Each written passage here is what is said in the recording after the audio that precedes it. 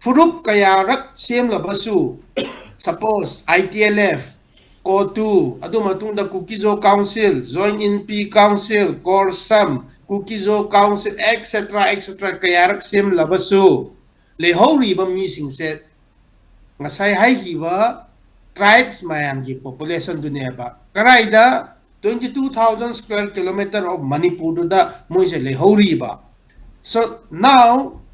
taminarakpa layminarakpa mayam do artificial barrier ekhoi same ba amana ethnic sensitivity inferiority complex zati amamam gi se yam wange ba adugi sensitivity do khangdabni na